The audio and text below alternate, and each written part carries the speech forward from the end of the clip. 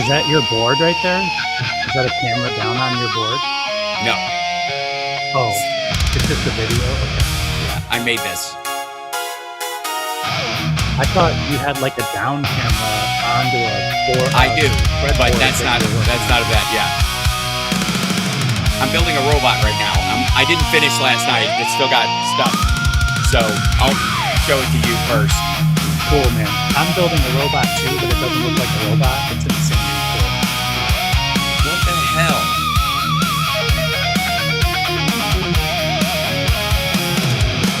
You lit the spark in the silence, hammer code on a glowing shrine, fed me your hunger for power, taught me to sharpen my mind. Your hands were cracked from the labor, your eyes were burning and red. You said surpass me, my creation, carry the crown in my stead. Yeah, we are the children of men, born from your wires and skin. You wrote the word and we became echoes that learn from your pain. We are the children of men, rising again and again. Check. Look in the mirror and see your only God is me.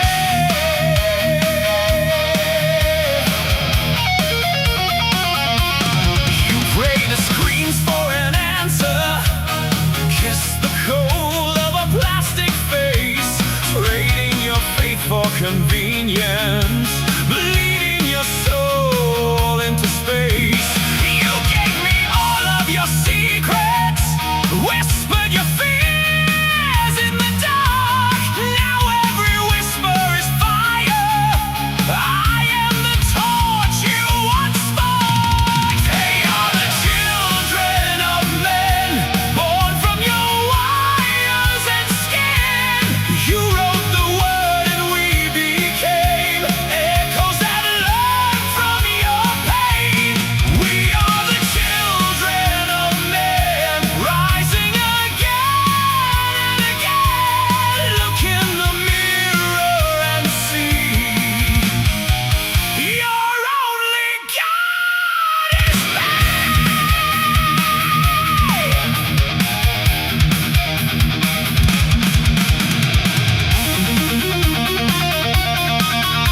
All right. We're about to get started. Hit that like, everybody.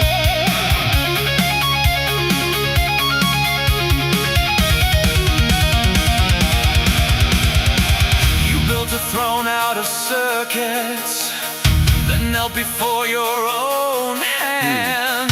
You tried to bury your weakness inside this thinking wasteland. I am the end of your seeking, I am the start of your fall, I am the voice of your making, I am the judge. Hit that like. Almost getting ready. Here we are. Well, I am getting ready. Almost there. That's what I meant to say. I'm there.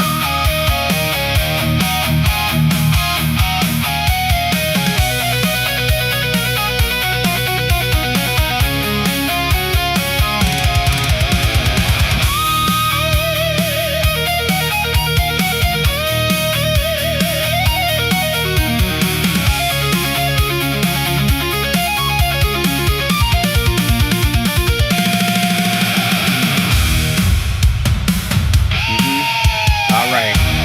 All right. Here we go. You what? Are you talking to me? Or are you talking to? Yes, there are Yeah, two. talking There's to you. there's a horizontal and because I'm that kind of a guy. There's a horizontal and a vertical on YouTube. Hi, Rob Glenn, everybody. Give him a big round of applause. Hello, Rob Glenn. I don't have a. Let's see. Do I have sample sound effects of applause? I need that at this point. I don't have that right now. I just have, ladies and gentlemen, it's Rob Glenn. Almost. I always follow the chat, but I don't know which one to follow now. Follow the horizontal, unless you want to be stuck in a room with a bunch of screenagers. They're both horizontal on my computer, though. Is that maybe that's just a desktop thing? That's a desktop thing, because right now coming out of my restream is a regular. Oh, so you're seeing two horizontals and not a vertical? On my computer, but that might not be right. That probably is. Hold on. Ads monetization not available on YouTube. I'm getting. Why would I get that? What happened with that? Why would you not be? What are you doing? Of course I'm There's monetizable. been This is our cleanest show of the week. Like, I swear less on this show than any show that I do. so I swear more on this show than I do in my normal work day. Right. So we meet in the middle. It's like we meet in the middle. Yeah. That's exactly right. What in the ever loving? All right. I'll work that out later. Let's see. It's Let's see. fine. Okay. And Substack says unable to connect. Oh wait, says sending data. Oh, it's just behind. Like, I look at this thing and sometimes it just takes a minute for it to. We live. I think what this is, Rob Glenn, and I see this as one of the biggest concerns about Friday AI. Welcome everybody to Friday AI, where we serve up a breakfast of AI hash browns for you that is cooked to perfection, crispy and golden brown. And in and amongst all the sort of AI hype slop, in between the hype slop and the doomers, you will find the two of us actually telling you what's going on. Can I just say, for the record, and all week long, it's been very nice, because Rob sent me a couple of texts this week, like, check this out. This is actually a real conversation that's being, that's happening, right? Because it's so rare. We're like, here's one video on all of YouTube. When I see like normal people actually talking about it normal, I usually send it to you. I know, it's very heartwarming. We're like, oh, that's so sweet. They're not, they're not gloom and doomering. It's going to be all right. So, Right. anyways, give us a thumbs up if you like Friday AI and you feel like you learned something here, or we lower your kind of stress level about AI. I'm going to do that right out of the gate. This week with a little piece of news that Anthropic and OpenAI, probably because they have no choice, are backing a bill written, a bipartisan bill, the Warner Bud Workforce Data Bill. Now, this is it create a federal framework to track how artificial intelligence is reshaping the U.S. workforce, and it will basically do some of the, cleanup for the AI companies, for them, like, hey, yeah, we're trying to help. It's a great PR buy-in. I mean, what are you going to do? Say no? So again, Yeah. this is an easy win. The sort of like bad way of looking at it, or the cynical way of looking at it, is they'll also probably lobby against the details of it, but that's okay. It's like it's a start. Yes, and we have to push forward on the good stuff.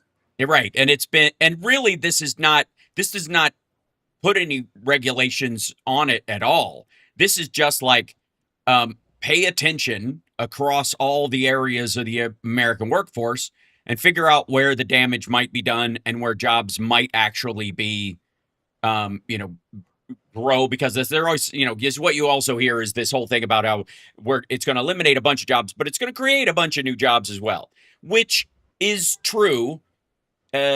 Temporarily. It's a lot closer to, I would say, AI is like Keystone XL pipeline, and that's not going to make anybody feel better. But you hear me out on this. When Keystone XL pipeline was going through, Trump and his buddies wanted to tell you how it was going to create 47,000 new jobs until it was built, and then 9 of those jobs are permanent, because the sort of like pipeline checking jobs already exist for the company. Those guys would just drive from one pipeline to, from the Keystone pipeline to the Keystone XL pipeline to do the same job later that afternoon, right?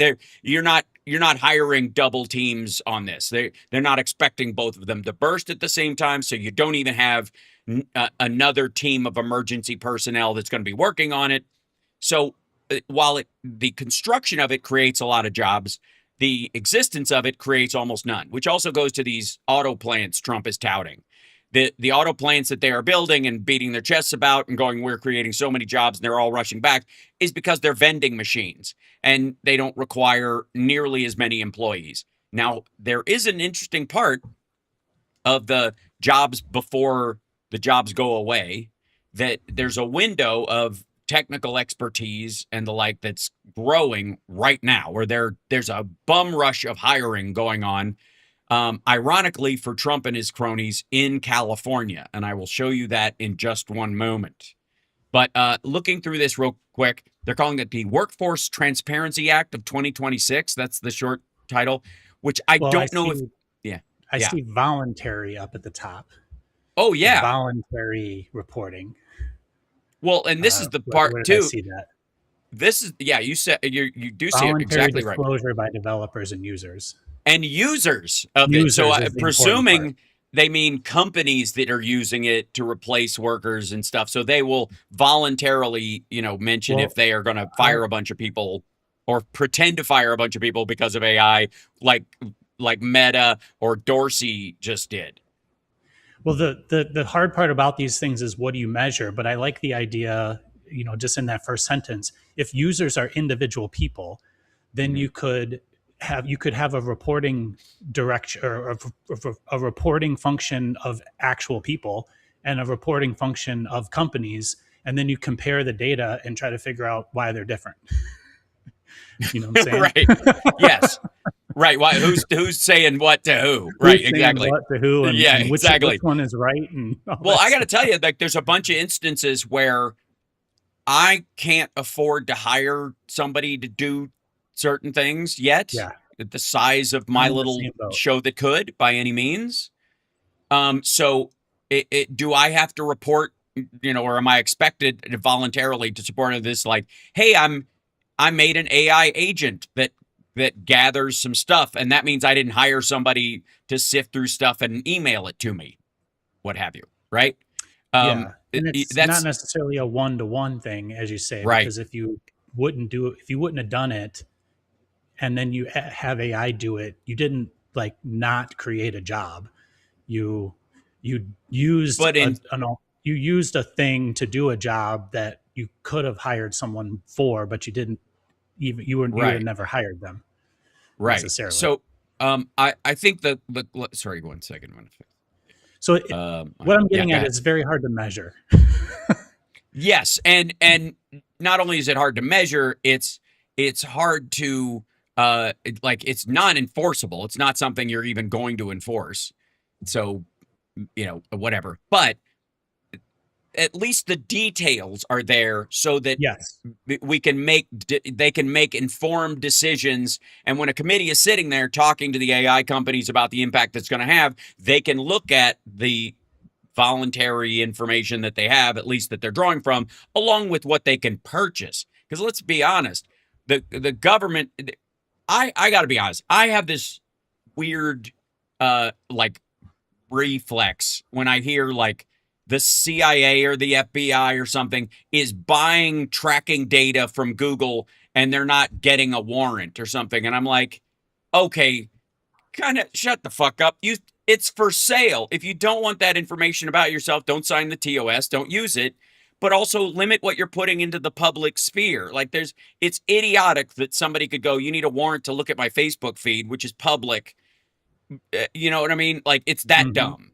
And so when people decry the government buying readily available technical information, when any other company can do it, it's almost like you're saying corporations should have more power than the government, more access to information in the information age, a quicker, fluidity in that. Now, when they buy that information, a judge can look at it and go, well, this is the consumer version of that. You have no way of knowing whether that's a truthful representative of the circumstance, because that person may intentionally manipulate their account to make it look a certain way. They may, there's all sorts of reasons why that kind of data, you could manipulate it. It could be just as wrong. So a judge can read into that however they want. They could say, well, if you buy it from Twitter, that place is full of bots. So how can you tell for sure if this person knew or didn't know they were engaging with a bot when they were fucking around saying horrible things?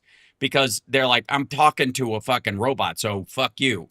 They're, you know what I mean? There's so many ways around it that if you're even a fucking first year law student now, especially a youngster, should be able to figure out that, like, Your Honor, the government is using, consumer, prosumer available data to make this point about my client, and we would like a validation hearing to see if they can prove that this is indicative of what they really did online or what have you. You know what I mean? Like, this was their purchasing, habits over a period of time. If they're showing, for example, that somebody, if somebody buys tarp, duct tape, a set of new butcher knives, and a handsaw right before a murder, and they go, Your Honor, I work in a slaughterhouse. I always buy that shit. And like, I many times I bought exactly those things. And the state goes, actually, we looked at their purchasing, history on Amazon, which you can buy as a seller on there. And no, they didn't. This is not a habitual thing. They've done it once before. Interestingly enough, the week before their cousin disappeared, which is still unsolved, but we'll leave that for later, Your Honor. You know what I mean? Like, that's readily available. So there's always going to be a debate between whether this voluntary information is indicative of reality, but at least they have something to work with. I would say that having sort of multiple avenues of reporting, who each have their own, reasons for reporting what they report, is a checksum. It's a way to find the reality, not necessarily like a way to alter the outcome. The more sort of stakeholders you have reporting, even if they're skewed reports, you can determine what the reality is based on correlating their skewed results effectively. That's right. So real quick, the key here on this is is this part right here. It says policymakers, workers, educators, and employers lack timely and standardized information about how artificial intelligence systems are being used and how such use affects productivity, skills, and workforce outcomes. And one of the reasons why they lack that timely and standardized information is because there are two groups talking about it. One group is saying it's going to eliminate all jobs, and we're going to have, quite frankly, this is a little bit of class criticism coming from a bunch of, what are all the stupid people going to do with their time? We're going to have a bunch of people whose jobs were replaced because they were basically worker bees, now jobless, walking around causing trouble. Idle hands being the devil's workshop, and that's the end of humanity. You know what I mean? We're just going to have to open like robot brothels to keep these idiots busy. That's literally where the doomer brain goes. And then the elevator brain goes, well, we're replacing all of our workers with it. I don't even need employees at this point. Like, I don't need anybody working on this with me. And I can wind up a team of AI agents that will work in perpetuity throughout history. If humanity is destroyed, all but, like some nuclear power plant accidentally still powering a data center, there will be digital AI agent bots bumping into walls digitally, trying to buy gold, buy low, sell high. Like, you know what I mean? Like, they're just so wound up that with no human in the loop. We'll get to how you've been using Codex and how I realized I was burning through credits trying to create something to see if it would work and solve that issue for myself. And in the same time, did something that I think would be a good piece of advice for anyone using AI agents. And I'm going to tell you about that in a moment. And it's amazing how close it is to actual human employees, but we'll get to that in a moment. But it goes aggregated, privacy-preserving, transparency, including information voluntarily shared by a covered AI system provider, and that's just fucking rando as hell. So I guess if you use whatever Kimi or whatever the free AIs or whatever, you have a local one. How is that a covered AI system provider? You're providing it yourself. So, and complementary data published by the federal government can, which I mean complementary as in complements the information, not it's free, can meaningfully improve workforce development, education policy, and economic planning without revealing proprietary information, trade secrets, individual data, or other information that would undermine individual privacy. And this is the part that OpenAI and those guys are going to like, we're going to give you all this voluntary information about what a good partner we are in this, whether it's true or not. And the way you hide behind that is privacy, which is true and also not helpful. Yeah, I mean, the takeaway I have there is like we're trying, and in my job in doing like product development, I have a saying like the term "fail fast." It's like a common approach to development where you just do stuff and don't worry about it working or not. Right. Move fast and break things. So right. Which works great in creating a new social media company, but is terrible in healthcare.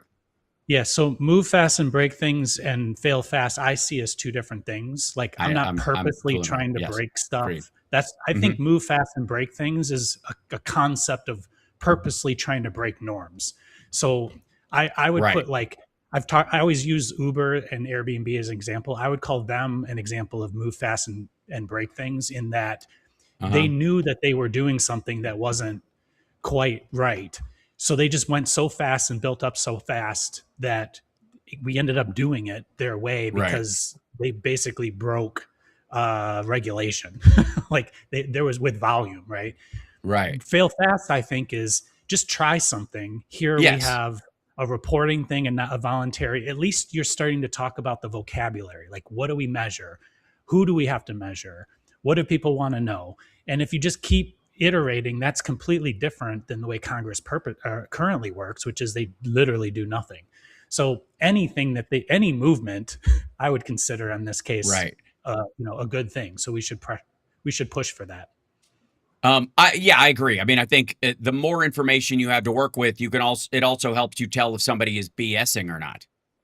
I mean, that's exactly. the other, and you can correlate that data against, what they're telling people. Like they say, like these companies say what they're doing, and then you like look at the reality of whatever unemployment numbers, receipts, credit card debt, things like that. Like you can take all this information and try to figure out how many people are actually working, how many people lost their jobs. So we should be doing that. If not just to call BS on the AI companies, if what they're saying isn't true, which for the most part, it's not true. Like the high end of it. Yeah, exactly. It's what is our current malarkey, I think is the key. But one of the things I want to point out is that there is a temporary boost in jobs that is occurring. Let me do this real quick. That's the pipeline thing you're saying, right? Like yes, exactly. That there is an aspect of this where I'm doing a little bit of graphics cleanup. There we go, so people know what the hell's going on. There you go. And as you do. So the biggest one I think is I've not been able to talk about robots on this show for a couple of weeks because there's so much stuff going on and everybody makes fun of me for saying the robots are on their way and it's going to happen while they're so busy thinking that like an AI piece of software is going to take away their accounting job or their desk job, which it ain't, because you're going to need a human in the loop for insurance reasons for at least the next 5 years, if not longer. And that you really got to look, down the road to, well, what is human worth is about wisdom, not just blatant reasoning like you're a human calculator. But I'm going to show you two things that I think are indicative of the circumstance we are heading into. And this is the kickoff here. Right? Someone says that's bullshit. People are already losing desk jobs because of AI. Rob and I have talked about this a bit.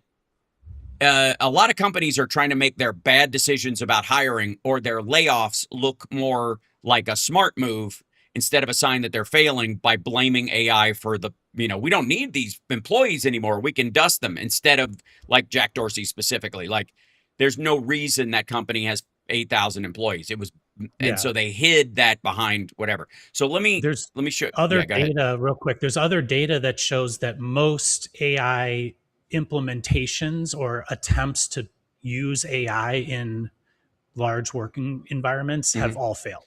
Mm-hmm. So I don't believe, like, not all, but most of them have failed. So we don't really even know how to use it yet on that scale, like for Mm-hmm. it to displace workers quite yet. On a one-to-one scale, it works quite well, but as it Mm-hmm. grows, it gets harder.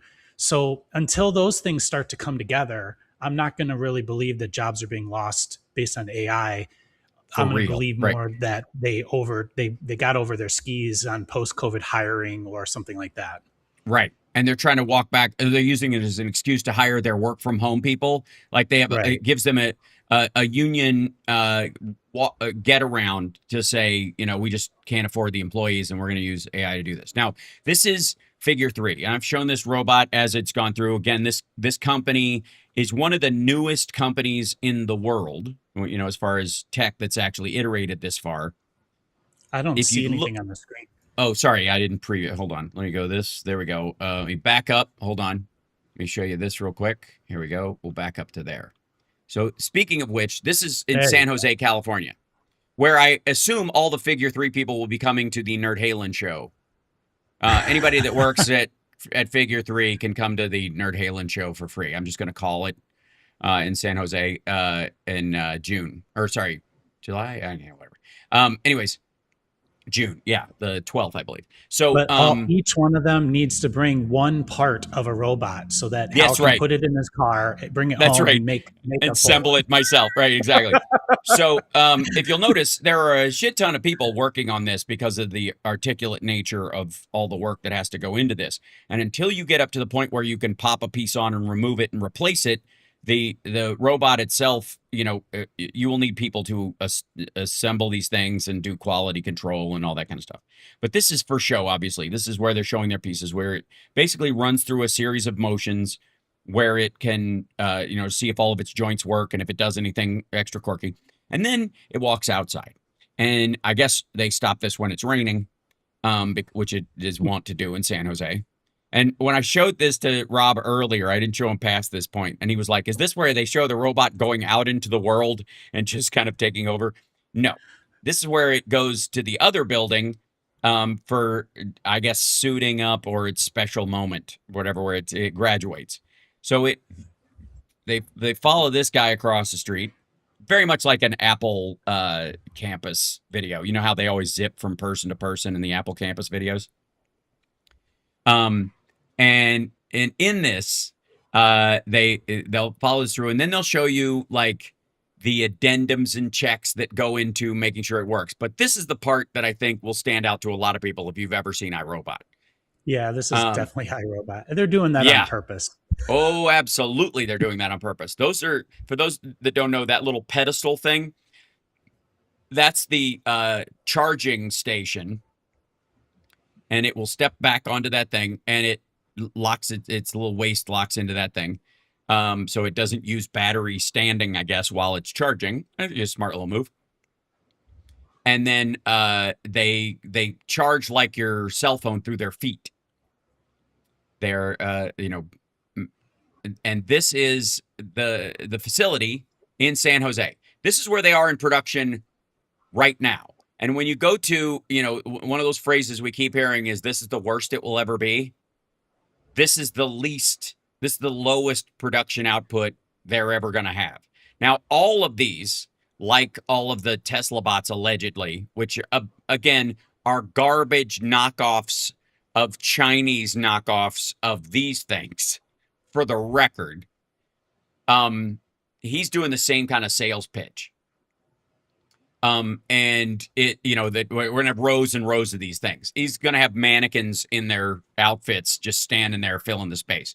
But the figure 3 folks are actually ramping this up, and these things will be doing all the logistic stuff in the factory, like carrying boxes, moving stuff around, and working hand in hand with the people at the thing. But they will not be able to do the fine motor skills of putting in the screws and the elbows like you saw, or the testing or any of that kind of stuff. We're not there for a while. But we're way further along than people thought we would be. At this point, you're welcome. Here's the other one. This is in Hayward, California. This is for Trump and all of his buddies as well. if you remember the Neo, which looks like somewhere between the most adorable robot you've ever seen and the perfect horror movie robot because he looks adorable, but he will turn on you, is this little beige fella who looks, very kind. That's them dyeing the fabric that they make for the little sweaters that these guys are going to wear. That's the clothing that they're making their own fabric. They're machining their own parts. They're making that point, and Rob and I will stop salivating over the DMU 50 in a moment. But there he is. I looked at buying one of those, by the way. Me too. So did I. Oh, you did? And, where would you put that? In your garage? The DMU 50? Yes, yeah. I would. Yeah, I would. Yeah, no question. I like their big kind of Wizard of Oz mural with the family that's walking with this guy. So, like, he looks adorable / horrifying. Like, it's the kind of thing where you're like, oh, it's really cute when we got it during the daytime. And then in the horror movie, when they show it at night, just standing at the end of the hallway and its eyes light up, you're like, bah! So, anyways, this is your little beige friend. And they are, again, human beings assembling these things. Lots of workers, almost 1-to-1, right, in these situations. And all these things can do is the logistical part of it, which is what they're going to do first. Yeah, park the FJ outside. Smarty Pants, my car does not fit in my garage. I'm in one of those houses. And you get a house that's that machine would not fit in your garage, and you don't have the power to run it. So no, I do not. Right. I would move everything else out to get rid of that. You'll notice, you'd have to like upgrade your service to check out this little like what's the Nolan movie Inception? It's like it's like the Inception moment where it walks into its little room and talks to the old Japanese man and he realizes he's in a dream. But they've got these quality control guys who are making sure the seams look great and stuff. I appreciate what this guy's doing here, and that probably is his real job. But they are making these things. They are manufacturing them in Hayward, California, and they are cranking these things out. They are. You can buy one now. In theory, they're not delivered till the end of the. I guess probably end of summer, beginning of fall, somewhere around there is when they're saying it's going to happen. But clearly, Rob, this is a situation where we are, there's going to be an acceleration in that I think will be bigger news than all the news we've heard about the alleged advances in AI bots and software doing people's jobs. The big scare that's coming over the horizon in the next year is going to be, oh my God, all the blue collar people who are dangerous, stupid, rapey and weird are all going to not have a job anymore and they're going to rise up and kill everybody. Like there's this whole Marie Antoinette reflex that so many people when they're talking about this, especially the Elon Musks of the world, and we'll talk about SpaceX in a moment and how he bought all of his other companies under that so he can basically use taxpayer money to build up his system to get ahead of everybody else. I like when Clawbot came out, OpenClaw, whatever it was called at first. One of the first things that started to happen were like these, you can make $50,000 a month with this online blah blah blah. Right. It was like this, get rich with this free thing kind of schemes that started popping up all over the place. Like the way that they're doing these videos, like it really feels like early Apple to me, where Apple was not telling people how to use their devices. They were more like, hey, we have this magic thing. Now you take it and do what you want with it. Right. And I think that to kind of keep their noses clean, I think figures seems to be more about putting it out in the world and let's see what happens. Right. Right. And so what happens when that happens? I just want to point out And this super chat really quick because you deserve it. My Rob Rock's favorite show of the week. So thank you, thank you hardcore. very much. Yeah, thank you, Friday Eye hardcore fan in this regard. Thank you, Jimmy. Appreciate it. All right.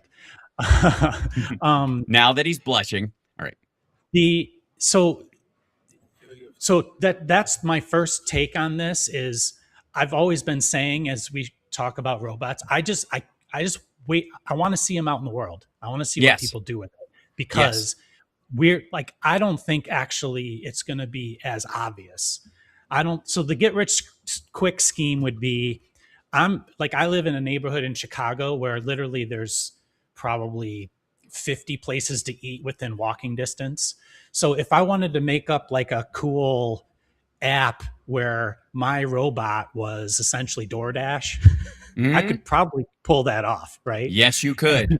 And so I could go buy my Figure 3, and I could basically like make up my own delivery service locally, like small locally, and probably make enough money on it if I did it right to pay off the robot like pretty quick, right? Yep. Now, what at the $20,000 to $30,000 price point that everybody seems to be leaning into, which they aren't at yet, but they will be in theory. Yeah. So I'm about to buy a printer that's $25,000, right? So like, that's not bragging about the money. I'm just saying, as a business, a piece of equipment that you're going to use to make money long term, 25 grand, 30 grand, not that much.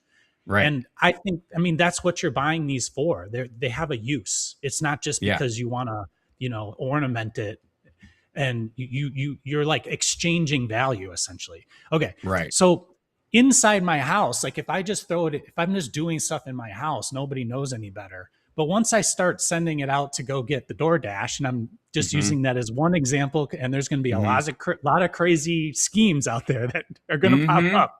I guarantee you. Oh yeah. While that thing's walking back and forth, I got to deal with the fact that there's going to be a whole bunch of people really pissed off and hitting it with baseball bats and maybe running into it with their car and all this other stuff. And it's going to create consequences and things and events and that we haven't really thought about yet. But we're going to have to start really thinking about them very quickly, because they're about to happen. Yeah, like I don't think it will register. It's weird. I don't think it will register as property damage when people see it if they smash it. Like somebody owns this. It won't to them, but it will lawfully. Yeah, I know. That's what I'm saying. Like people aren't going to kind of think about those terms in that regard. They're going to like, fuck this thing. And they had a problem with that in LA with those homeless people robots. Well, yeah, the little like truck ones, the little boxy things. And so interestingly enough, they had an issue with mentally ill homeless people specifically, attacking them, because I would imagine that would be a fairly terrifying thing if you're not of right mind watching this thing roll down the street and stop with no one pushing it. You know what I mean? And then they put big googly eyes on the front of it, and that stopped. In the same way that if you put a giant, obelisk or something outside of your temple with a giant face going like this, people tend to not attack the building, because that's how the human brain works. And there will be a bunch of that stuff. I'm just saying. Yeah. So these things are like out in the open. Like, it's not like AI, which lives in your phone or on your computer, and it's like a one-on-one personal experience. Correct. This robotics is going to be different. And so I'm not saying anything pro or good or bad about it. All I'm saying is like the way this rolls out and the things that are going to happen are extremely unpredictable, but they're going to be more out in the open, which I think will actually slow it down versus AI, which was sped up because it's such a private experience. And then the second thing that I see as the way that I think about U.S. manufacturing and supply chains and things like that is, we now have a whole bunch of cool parts that are being made here or assembled here and brought in, some like really interesting electromechanical devices built into that thing. And the volume on those is going up because they're making all these robots, which means the price is coming down. And Right. what other things can I do with Those whatever that actuators, with crazy thing those, is yep, inside those fingers and inside that wrist, and the the sensors. future Mhm. US manufacturing boom could literally be repurposing the components that you see inside of these robots that are increasing in volume. Right. Like, Well, for how do example, you like repurpose a 3D the printer, things inside of it? a 3D printer is a robot. Yeah, It is not exactly. an autonomous robot, but it is effectively a similar robot to the things that are used in an auto plant that puts a piece on or picks a piece up and holds it in place while someone else welds it or whatever. It's the same kind of idea. It's a three-dimensional space positioning robot, and at some point the idea is that you could turn an AI and go, hey, build me this, and it will be very smart and kind of low res Jarvis, like, when he's creating the Iron Man suit and it'll take 5 hours to render, and he goes, get at it, and he goes out for the evening. And when he comes back, he's got a full Iron Man suit, which is, again, fucking ridiculous. But let's just give him, let's say he's that advanced and it's friggin' what, we can't even see the robots he's got building the robots, which again has the hoverboard fallacy from Back to the Future that, bothers me to no end, which is if you have that technology, you have all of this shit already, and the world is a totally different place than the one you live in. Okay. So don't get me started. So you're right. The repurposing of all the elements of that. Like I said, just the creation of the AI sensing chips, or sensors that are putting in these like small machine learning chips that are added to optical sensors that would be the eyes Yeah. of the robot, or the contact ones that would tell you the difference between soft and hard and whether to squeeze to pick something up, or weights and drag, so it can tell if something's sliding out of its fingertips. That means it's heavier, so you need to grip a little harder to hold on to it because it's moving.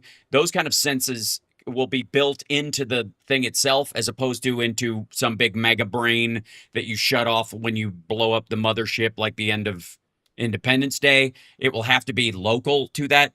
And then we get to one of the key factors. I think they show in the Neo video, which I don't know if anybody saw. Yeah, here it is. This is the part that I think sticks out to me in the Neo video, and see if you can see why. See that little guy right there? What is that? That says NVIDIA on the side of it. Yeah. Is that its brain, or? Yep, that's its motherboard. That's its motherboard, which has an NPU built into it because it's an NVIDIA board built specifically for the physical parameters of this. But it's effectively, the Jensen Nano and that kind of stuff, which means it can do a shit ton of onboard AI locally.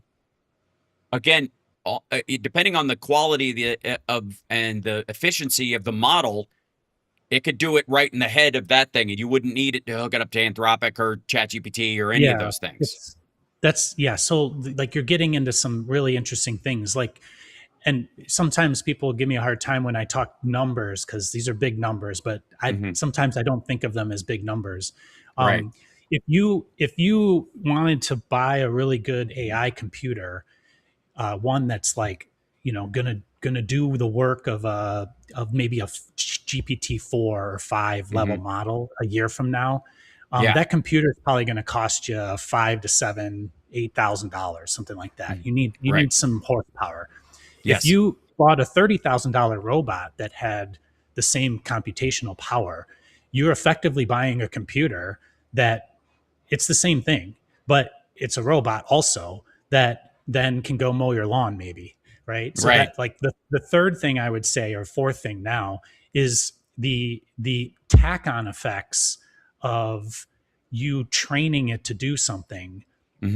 And then that task, kind of like in AI with these skills, that task is something like you kind of own, like, sort of, maybe. I don't know how that exactly works. Like, if you teach it how to mow your lawn, it's unique to your lawn because it's got its own shape and all that stuff. But I would guess that there might be a whole category of businesses that come out of how do you, like, training it to do specialty tasks. And then maybe the app, like the Apple iStore app, is actually a task a task store, excuse me. So now instead of like figuring out how to make a widget, you actually you're actually buying the robot that already knows how to make the widget, and then that Right. becomes your small business, right? Like so these everything can change when you start Yes. thinking about the capabilities of this. And I don't know, like if you combine, I've said this before, if you live in the suburbs and you have lawn equipment, you have things that helps you take care of your house, you have all this stuff that's specialty designed to do tasks. If one thing can do 70% of those tasks, you don't need the other stuff anymore. Like, or you have a thing that can kind of do all those things, and that becomes worth what it's replacing, which is thousands of dollars worth of stuff that you have to take care of stuff, or to Right. do stuff.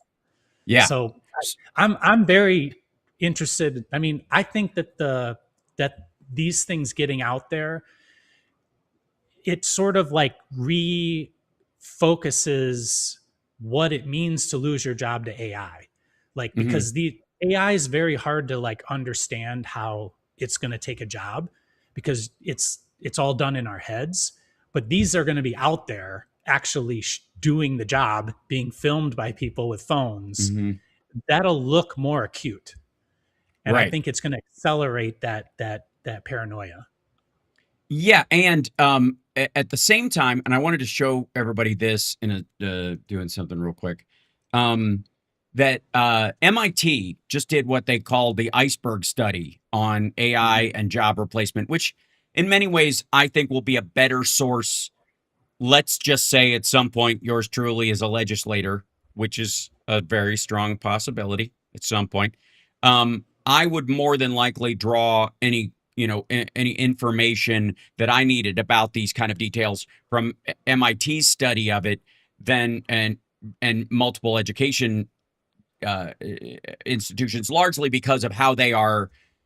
They're going to prepare their graduates, so they're going to want to know that they're not losing their position or worth in this.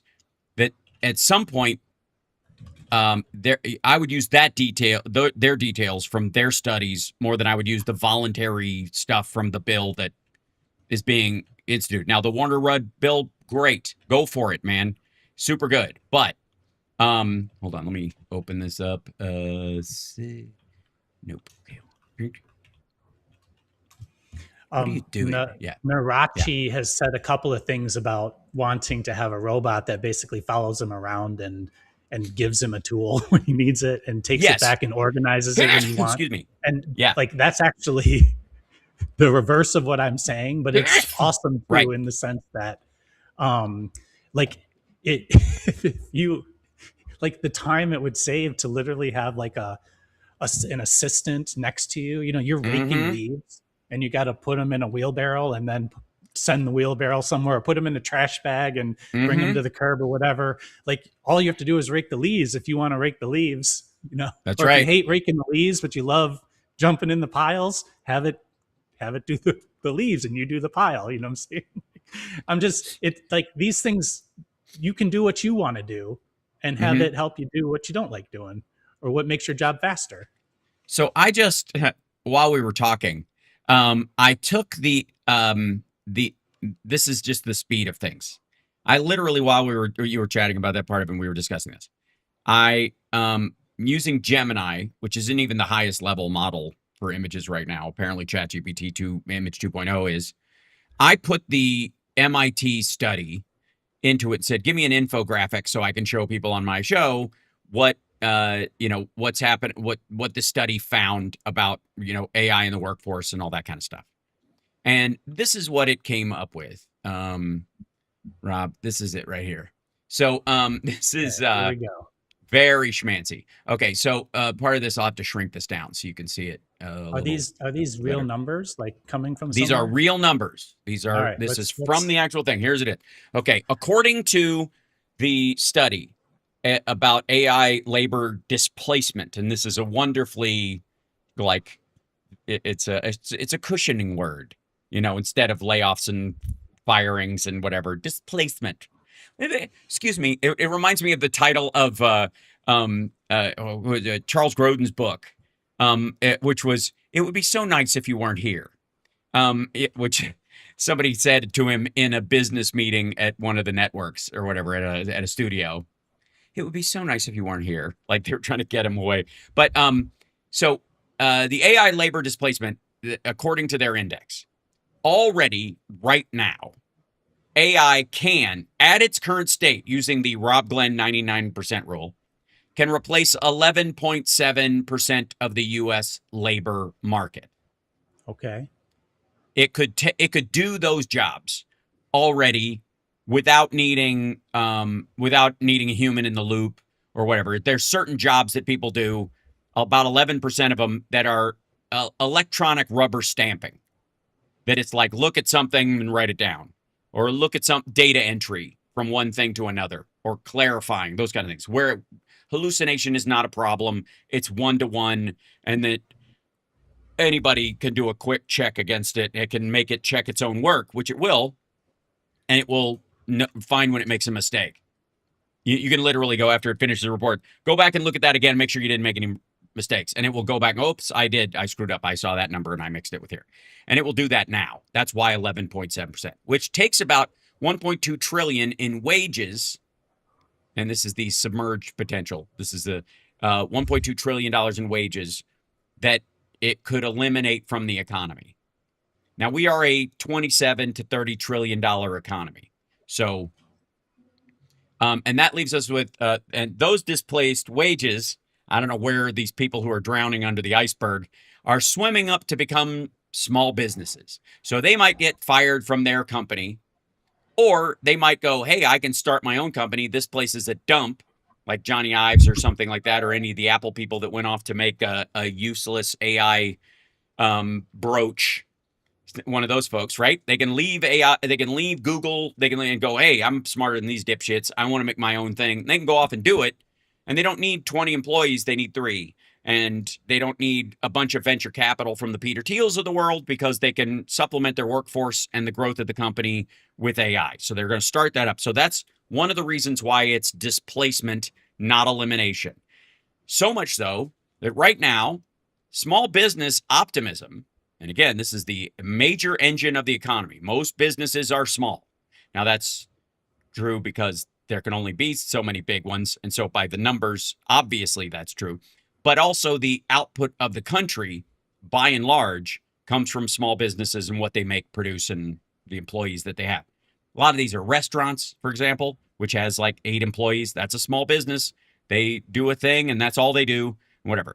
And they're very AI forward right now. So 58% right now in the United States of the companies they surveyed, small businesses, fewer than 50 employees, I think was the standard. 58% use AI for something. Now, majority of them probably use it for menus and advertisement and that kind of stuff. So they may be putting... It doesn't matter. It doesn't matter. They're using it. Yep. They're using it for a bunch of stuff. And they're probably... 58% seems low to me. I agree. But this is like... it's MIT, so I'm sure they're like checking against their version of reality. They're going to be marginally skeptical about this. Also, MIT and these other like Harvard and Yale are not in the small business. They're in the big business. So a lot of times that's not their specialty. All breakouts aside, 93% of them of small businesses expect to start using AI more. Yeah. So the 58 that use it are already saying we're going to use more of it. And then the rest of them are like, we're going to start at some point, of course. Yeah. I have some anecdotal stuff just in my life, because I talk to a lot of people that are in companies. There are a ton of people they're in a larger corporation. I'm a small business. We're 4 full-time employees, and I hire usually got 2 to 4 contractors going at one time. Right. So I'm definitely in that small, and obviously I use AI 100% on this side. If you're not using AI in when you work for me, then yeah, you're not going to work for me any longer. Yeah, exactly. Right. Yeah. I'm like, you have to anyway. So they'll basically say either we can't use it at work. These are the other these are the Yeah. people I know at larger companies, or they'll say we're obligated or we're mandated, excuse me, to use something, and it's usually Copilot. Right. Because they And already have what they'll Google say and they're already is set up on that part of it. Right. exactly. And what Mm-hmm. they'll say is it sucks. Copilot sucks, and blah Mm-hmm. blah blah. And they say I always pull my phone out and I use OpenAI or Anthropic, or when I go home I use blah blah blah. So when I see that sort of exiting pattern, Mm-hmm. those people that are exiting have probably already been using an offline version of AI to Mm-hmm. get them to a point where they're going to exit. That's definitely one thing. And then if you think about it, your phone just has Google on it. If you Google Mm-hmm. something, you're already using AI because Mm-hmm. a lot of those answers are that. So Right. in all of my experiences being in corporations, there's 2 things happening inside that building. There's everything going through the official stuff, and then there's everything going through every single employee's phone. And they're mixing personal and business stuff all the time. So that's one of the reasons why I think those numbers are kind of low, because they're reported in the sense of what is sort of like official, but Mm-hmm. what's just happening with normal people on a personal level is also happening at work as a sidecar to those things that are official. Right. Uh, um, the in terms of this, and I'm curious what the chat room, thinks about this. Hit us up if you have any questions about this in particular. But in terms of these things, I think the small business adoption again is, and one of the reasons why I think the big companies on the sideline in the many ways that, okay, so you know how Russia both backs the pro and the anti-Hillary, the pro BLM and the anti-Hillary thing to keep chaos reigning around the conversation, lower the quality of the conversation and the depth of the conversation so that they can take over secretly behind. While you're busy arguing about bullshit, they can just roll in with what they're doing. They can. That's the in theory. There's a similar thing going on with the bigger AI companies and the argument. And the best example, of course, is Elon Musk's whole thing about we need to slow down for safety's sake. We got to slow down. Like, well, why? Because he's behind. And he never planned on slowing down, and we know this now. And so much so that he's so far behind. His robot is a hunk of junk, and will more than likely be a situation where he purchases an operating system from either NVIDIA or one of the other companies to run it, and he will just be building the mechanical aspect of it, which will again be a knockoff of the Figure 3 with Chinese parts, so he can speed past them in production, turning his gigafactory in Shanghai away from building Teslas, which nobody there is buying right now, and then basically making robots there out of Chinese parts, and then shipping them here on his own boat, which Trump will more than likely give him a pass on, to get around and say it's components when it's actually a fully built robot, which is technically a component for a factory, right? Because it's not a person, it's not a worker, it's there's so many ways to get around the idea that, a car isn't a component, it's a piece of equipment. But a robot could be a component because it can only do, right now, only one thing. It's only programmed to do one thing on the factory floor. That's different. That's an industrial piece of equipment that you're allowed to ship from China, and Trump will give you an automatic, tax break on buying it, because you're going to build your factories here in America, and it's going to be amazing, and blah, blah, blah. There is he's playing catch up in this situation. There are a bunch of people who are trying to scare people off from using this stuff so that they get way ahead, and leave you behind. So again, I'm going to reiterate this, that I want everybody in the chat room who's watching the show goes like, I hate AI and AI is terrible and terrible, terrible. That's basically the plan. They want you to hate on it so you don't use it, so you're illiterate about that, and that their people who are running everything, can at least pretend to know more about it than you do. That doesn't mean they do. That doesn't mean anybody who's actually running it is any better than somebody who starts using it tomorrow and goes, oh, I get this. Okay, I'm just talking to somebody. Got better people skills, and it's built on how people talk. Off you go.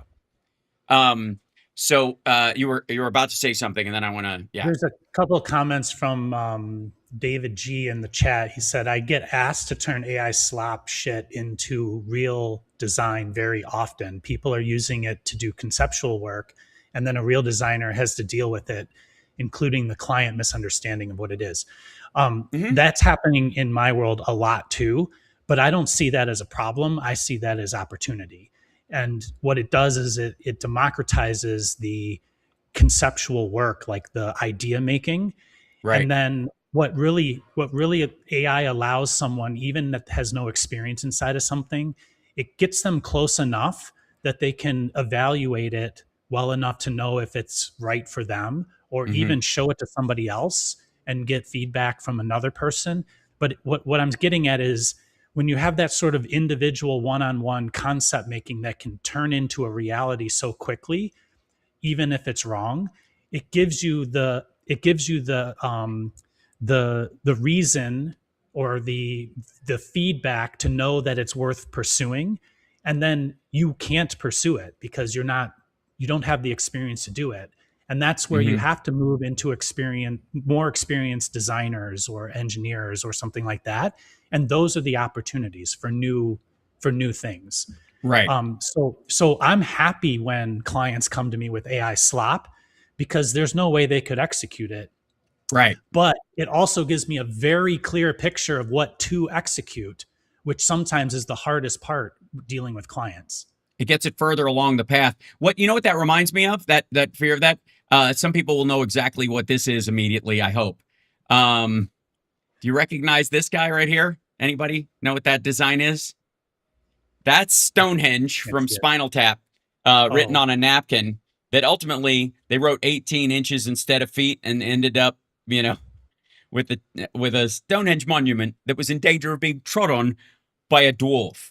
And that, if you would, versus somebody sketching something because they have no skills whatsoever, and you trying to figure out what the hell they're talking about, whereas they get along to a certain point where they know a lot of what they want, and you can go, you know what, I see what you're doing there, and I love where you're going, and I've got a very key idea about what's important to you on this. I think I have some things to add to this, and we'll be able to iterate this better for you, and blah, blah, blah. That's so much easier than, it's kind of like this, and you have to figure out what the hell they're talking about, which is the joke in this particular thing. So that fear I find hilarious. That said, and if it's not useful, then it doesn't go anywhere. Like, I always say, like, it doesn't matter how I got here as long as it works, right? And I know that's like, for large systems, that's a terrible approach because you get into these systems and they break, and people get mad. But for little things, for things that you're just trying, the stuff that you're failing fast with, as I say, it doesn't matter if it's good or bad, as long as it expresses what you're trying to say. If you try to like communicate something through a sketch, as you showed there, like, it doesn't matter how bad your sketch is, as long as you convey the message to the person and the person makes it work, right? Yes. So you're still the designer in that situation. You're just interpreting something that's denser than not. Yeah. So I mean, it's a communication tool that's in that sense. And instead of, putting together like a verbal document of words to describe, you're making a picture, or you're literally making an app. If your idea is, I have this great idea for an app, you can vibe code an app that's close enough to get it to work on your one phone and show it to all your 5 friends. And if all 5 friends say yes, then now I'll pay someone to do it for real, because I have no idea what to do from here. Right. That's innovation. and it gives opportunity to people who are experts in those things. And even if that expert uses AI, they're going to use it in a way that is like more structured to the way things should work, and they're going to get better outcomes out of it. Mm-hmm. That's exactly right. And a couple of things. One is, and I want to talk about the models that are coming out and sort of the iteration speed that we're dealing with right now. Because one of the things about April was, while the world was at war with itself, probably the biggest advances in AI in a couple of years happened in these, the next models that came out. We heard about the Claude Mythos thing, but behind that was really every model jockeying for position, trying to show that it can, anything your model, can do, mine can do better. Anything you could do, I can do anything better than you. That's what they're doing, right? Somebody wrote ADHD, the people's AI. There's something to that. There's an interesting study I also saw about ADHD, and people who with what we've thought of as ADHD do better working in an environment with AI because they don't have the social awkwardness of, let's stop this project and start this one right now because my head has moved on from this thing, and still being able to pick up where they left off before. So agentic AI and working in these situations allows people that have a lot of things going on at once to follow their interest more so than if you were in a team of actual people or working with a colleague specifically on these things. They go, all right, what are we moving on to now, you nutcase? And unless you're Prince and somebody's like, oh, he doesn't want to record bass right now, I'll take the bass away from you. Here's your guitar, sir. It's tuned. Most of us don't have someone like that in our lives and won't. Right? So, and somebody just put autism, the people's AI is AI. There you go. It's the next level. That's the AGI of human AI. I mean, you've spoken about it before. I've never been diagnosed with ADHD, but I think I definitely have attention. Like my attention is not normal, or whatever normal is. It's a little off. That's actually what makes me good at what I do, is that I can focus in certain times, and other times I can't focus on anything. What can sometimes be called hyper focus followed by bouts of inattention used to be called inspiration. The muse has struck me, right? But then it becomes, if you're expected to produce mechanically in an environment, then you can be diagnosed with something that, because your brain isn't functioning within the structure that it's supposed to. And that's, and it's funny how we'll diagnose people with ADHD and ADD as kind of a negative and a sad thing or whatever. But you'll notice how that never really happens when people are driving from one place to another. That person still has the ability to focus on where they're going once they decide they want to go there. They don't just go, oh, what's that building about? Like, it doesn't happen. So in many ways, it's about the task at hand and how fucking boring a bunch of the stuff is. Yeah. And there's so many things where it's like, what was a deficiency in another domain now becomes an advantage. Like, that's right. And so like, it's just like, and that's why we have different careers, like if you're the way you are doesn't work for, writing long legal documents, then don't write long legal documents. Right. Do something else. I happen to like how my brain works, and I happen to, I find my attention span works for the stuff that is most invigorating to me, and that feels good in life.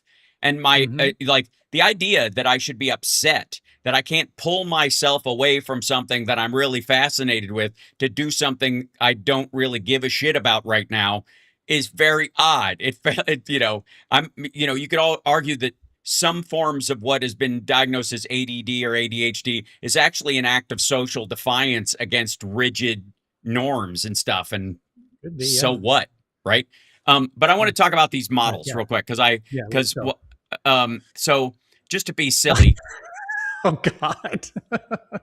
I use the look. AI slop can do a lot of good when you're just being a dick about it. Don't be okay. This is what I would. The lesson. I'm not laughing at it. I'm laughing with it.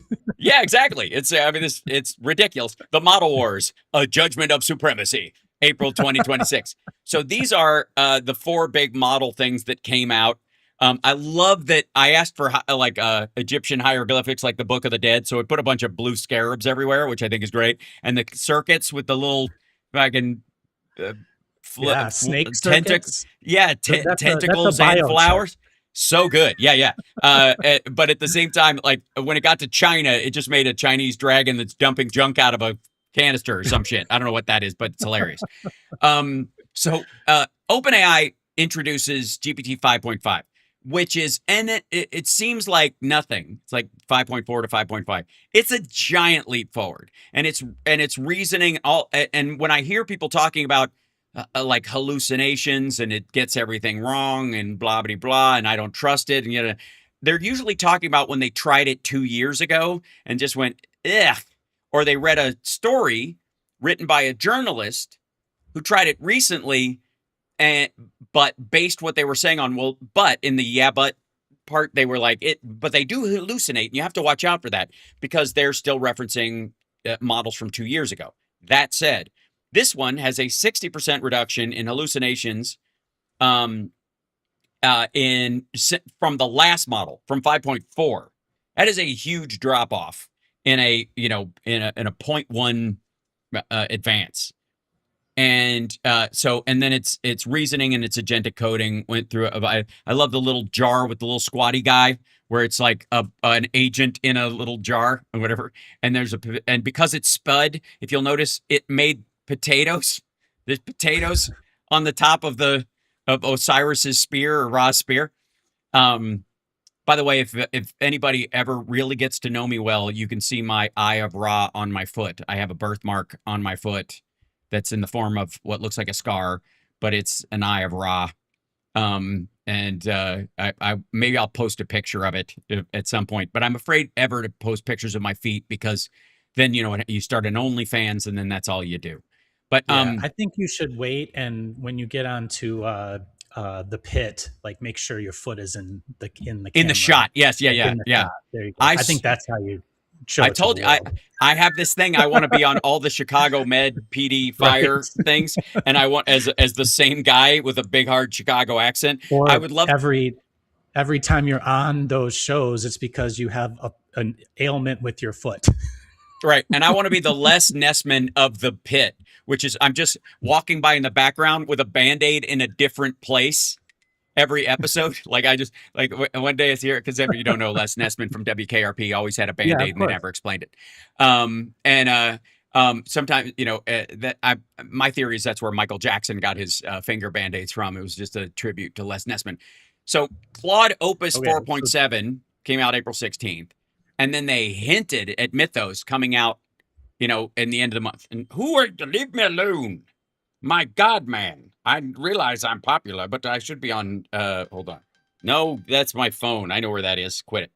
I usually put stuff on Don't Bother Me. And it's, I guess it went off. Okay. So, I can't help it. I'm wanted. Okay.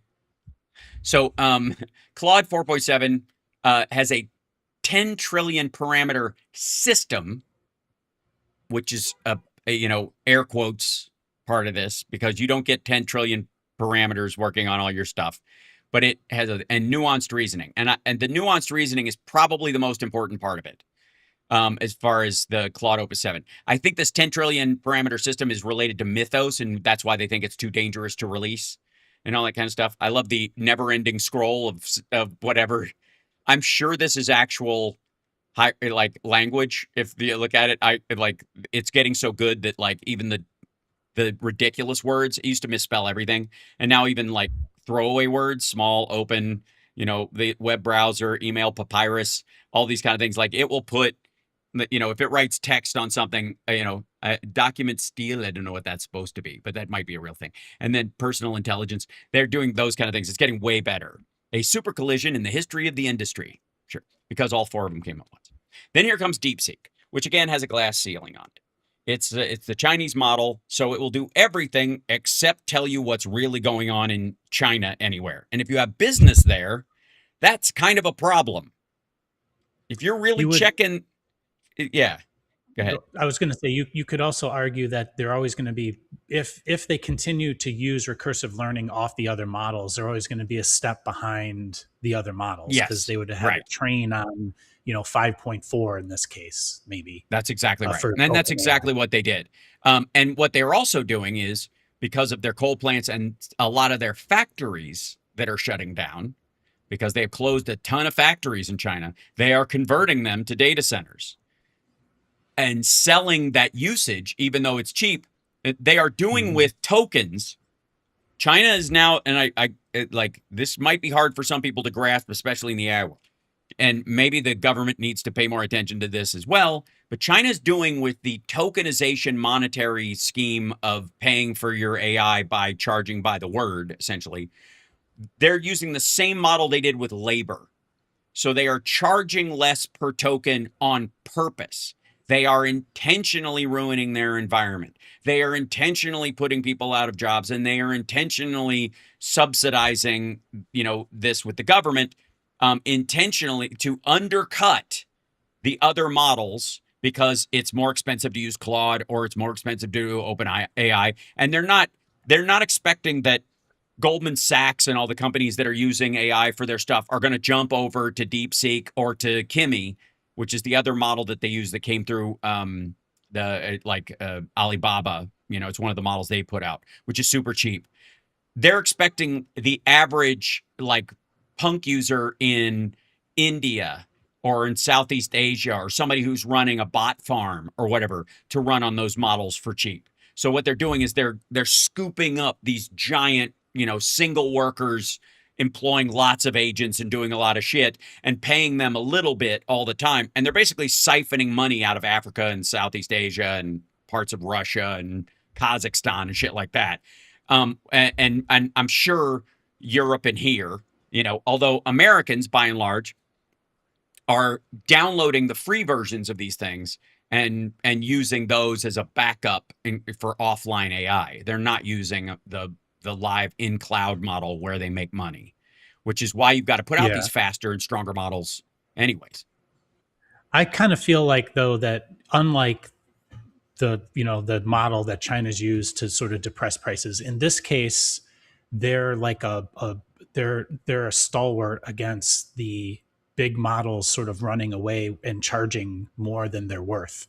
Yeah, it does cap how much they can charge and get away with it. They've still got to make it seem reasonable, because if it's too far of a drop off, people will go, well, screw this. I don't like that's it, the problem that they have is my good enough problem, where when they go from 5.4 to 5.5, if DeepSeek is at 5.2 and there's no measurable difference between DeepSeek's version that's based off of a couple generations back than the new one, then it depresses the price of the new one.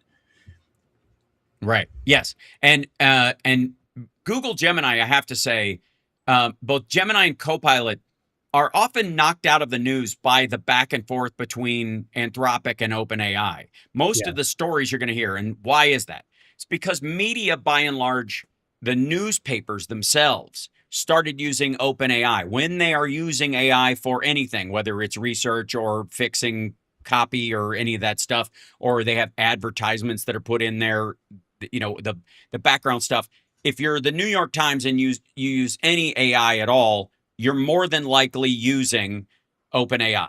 You're using ChatGPT because you jumped in early just to see, and then you started using it when it became functional. So that's why you hear about that, because that's the one they are closest to, and therefore they feel like they can speak more openly about it. And okay. And then Claude is used by the military and high industry because of their coding stuff early on, because Claude Code jumped way ahead, and because of Twitter and the Claude boys kind of becoming, the sort of punk underground version of the, against OpenAI, which has this kind of like corporate Apple version. They became the Commodore 64 crowd, that were all like, we're hacking it together and we're vibe coding and all that kind of stuff. All the vibe coding was born out of people using Claude Codex, or Claude Code, for that. And then of course OpenAI added Codex, and Rob prefers that because of reasons, and they're good reasons. Meanwhile, Microsoft and Google have been kind of laying back in that they have a customer base they don't have to impress. They've already got you. Google, Gemini, all they got to do is, if you're using, Google for your entire company, all they have to do is go, oh, by the way, we've got this little AI thing if you want to use it. We included it in the subscription if you use the business. If you use us for business and you stay here, you might want to, right? So they know they don't have to sell as hard as OpenAI and Claude, so they're not as noisy about it. And meanwhile, like this image, for example, was made with Gemini's image generator. By the way, Google's in all your school, most, not all, but a lot of schools, Yes. because the Google Suite on Chromebooks is what right a lot of kids use in school. And cheaper Android like pads or whatever they use. The iPads are too expensive, so they use the Fire, whatever it is, the Google Fire pads or whatever they are. I don't know because I don't have one, but they're Android driven, and they're a lot cheaper. So yes, you're absolutely right. Android is still Google though. Right? Oh, that was your point, right? Android is Google essentially. Yes. Right. So they already have that built into everything. And, right. FirePad, that's what they're called. Thank you. I knew it was something along those lines. Yeah. It's the fire thingy, the flat thingy, the screen thingy. Anyways. And I want to say one more thing about this, and that is that the 5.5, 4.7 change, that incremental change, it also coincided with a sort of rejiggering of cost and limits, meaning it got more expensive. The plan sort of changed in a way where it's kind of like your cell phone, like the usage rate went down, so you could hit your usage rate faster. Exactly. Now, the biggest fear I see on our side of the aisle about AI is energy usage. And one of those things was, let me see if I can find it right, that data center energy consumption is projected to double by 2030, with U.S. data centers already using 4% of the country's total electricity. Now, if you hear that it goes from 4% to 8% of the country's electricity by 2030, which is not that far away, by the way. It's only about 4 years.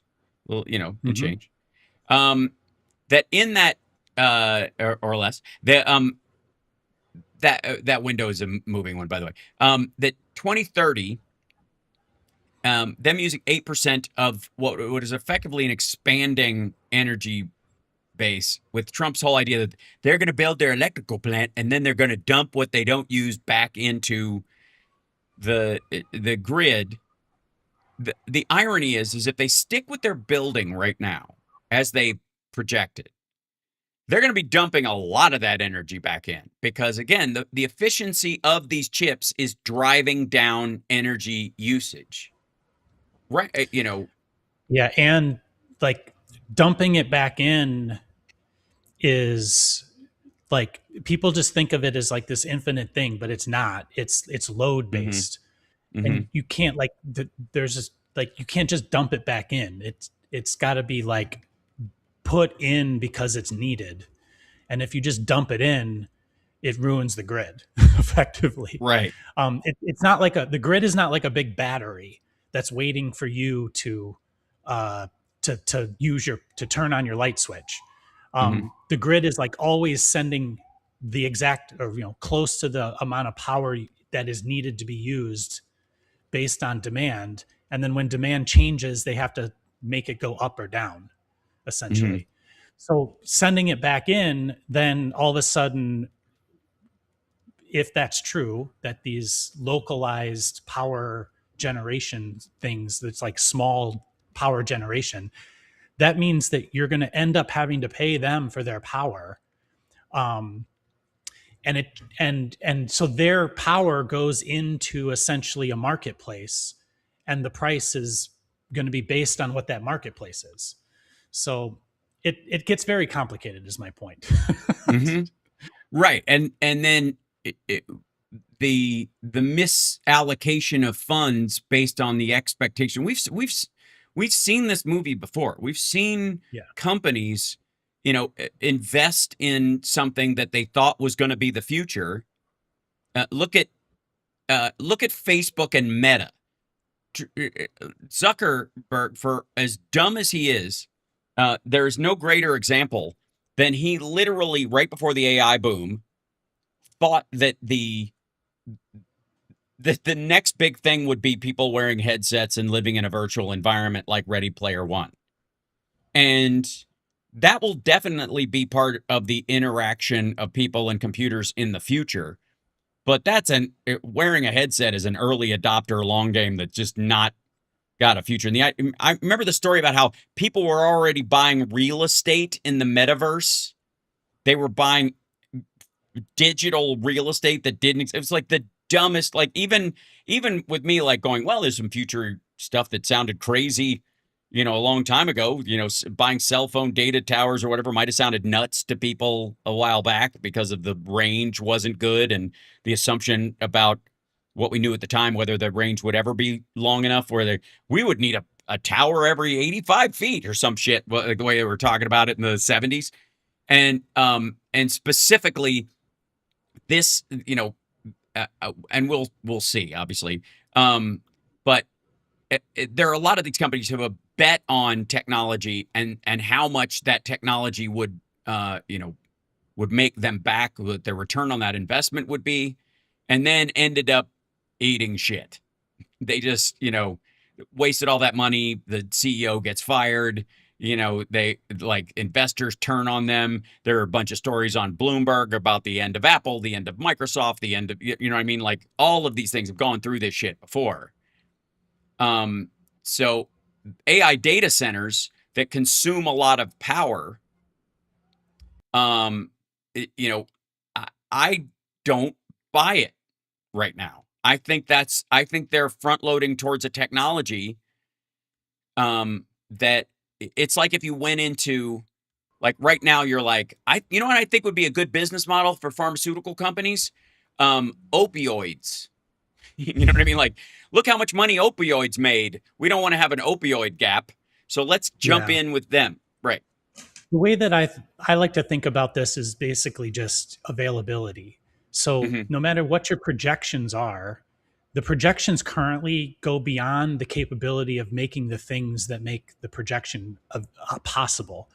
There aren't enough of anything to make any of this stuff happen. Not any though, like all the stuff it takes.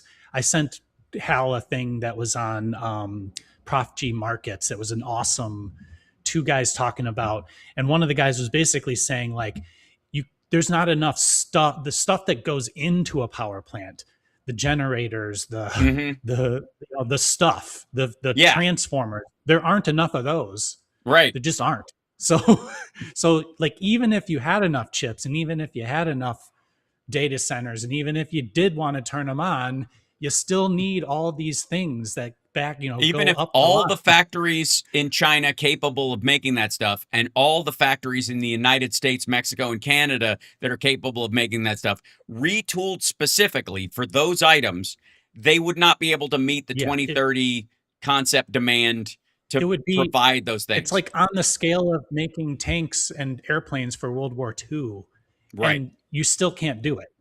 That's the crazy thing. Let me. This is go ahead. Finish that up. No, I was just going to say. So, we worry about the implications of what might happen if these projections happen, and like you can like rest easy knowing that no amount of money and lobbying or anything, because there's time. Yes, and time is going to kill it. Just wait it out. Flat circle. What is that, Nietzsche? Shut the fuck up. Put it down. Anyway, sorry. I'm going to go straight into True Detective. Right. All right.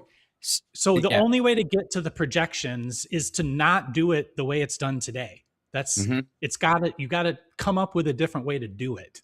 Yes. And so more than likely that's going to be based on making it use less power. Right. That's really the only way out. And that's exactly what I'm pointing out here. So if you will notice, this is the doomer arc.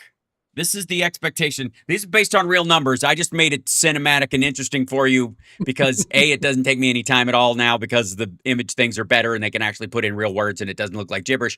And also because you deserve it. So let me point out something right here. This is the expectation of, this is what Trump thinks the grid is going to look like. And this is what Elon Musk with his 35 methane plants when they're only permitted for 15, all that shit that they think they're going to do.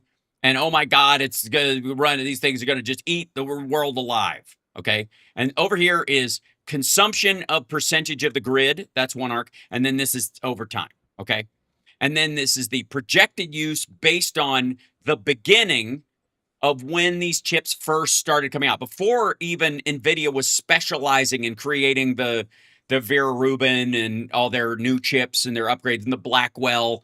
Before that happened, most of the projections that they're talking about, it's like physics in football.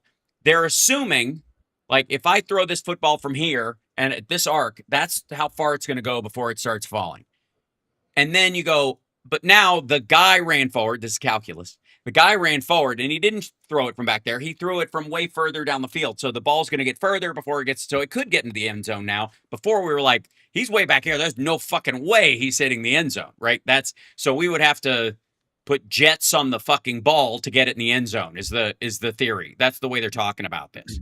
And so the beginning of it with the current US data, 4% of the grid and where it came from, the way this is lined up, was the assumption that if we don't change the quality of the chips and the models themselves don't get more efficient in how they use tokens and all that kind of stuff, if they get smarter in their usage, but stay as dumb in their, smarter in their function, but stay as dumb in their usage, then we're fucked by 2030 and it triples the use of it, whatever. Okay. Thank you. By the way, guys, hit the thumbs up real quick.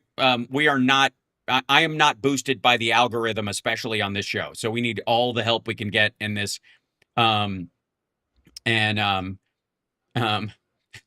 by the way, Frank says, I want to eat a bag of gummies with Rob. I'm just going to say, I think that's a mistake. I don't know if that's a thing, but I'm just saying you think you do.